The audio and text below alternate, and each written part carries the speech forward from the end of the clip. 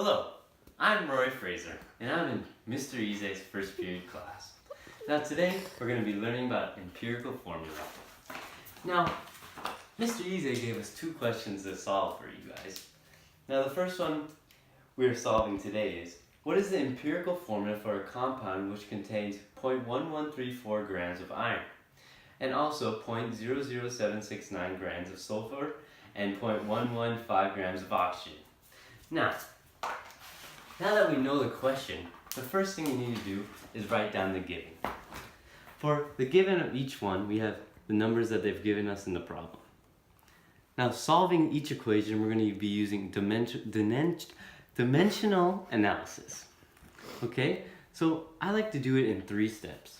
We write down the elements that we were given in each problem: iron, sulfur, and oxygen. All right. Now, to solve this, you use the given and divide it by its molecular mass. This is the mass that is on the periodic table. Okay, so you're going to divide it, and we're looking for moles. So we're going to write moles on the top to cancel out the 2 irons. Now, for this one, you're going to get 0.002 moles. Now for the next one, you're going to do the same exact steps. Okay, you're going to divide by the molecular mass of sulfur, which is 32.06. Okay, and that's going to give you 0.002 moles. Now following on to the third one, we're going to do the same thing with oxygen. Divide by its molecular mass, 15.999. And that's going to give you 0.007. Now the second step, this is a key step. Since each number is all different, we need to divide by the lowest number that you've gotten out of the 3 problems. Now for this one, it's going to be sulfurs, which is 0.002. So divide each one by 0.002. And now for this one, we're going to get 10, which is a whole number. This one is dividing by itself, so it's 1, obviously. Now, but down here on oxygen, we're getting 3.5. Now, molecules cannot be in decimals. They need to be in whole numbers. So we need to figure out a way to get this into a whole number. So we decided to multiply it by 2. Now, if you multiply this by 2, all of them must be multiplied by 2. So you will get 20, 2, and 7. And now that is our final answer, which is 20 for iron, sulfur is 2, oxygen is 7. Hello again, it's Ruaridh. Now, the second problem, we're going to be doing empirical formula once again. Now, the next question I was given was, the characteristics of odor in a pineapple is due to ethynyl butyrate, an organic compound which contains only carbon, hydrogen, and oxygen.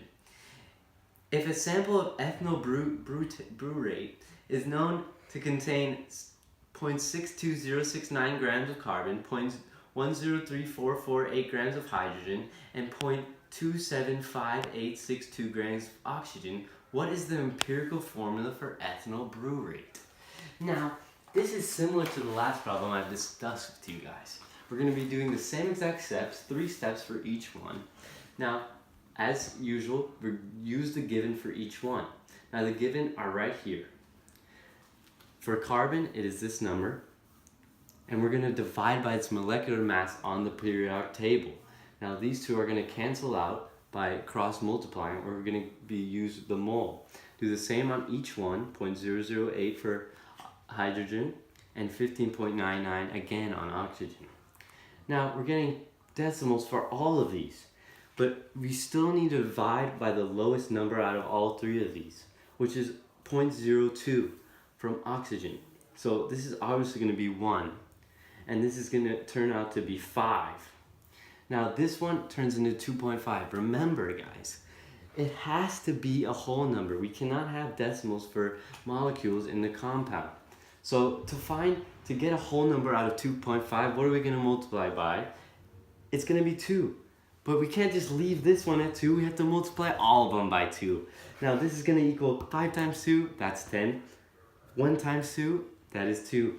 So now we're going to use these numbers, the final numbers, and this is the answer you get. C5H10O2. Thank you for coming to my empirical formula classroom. Comment down below if you have any questions.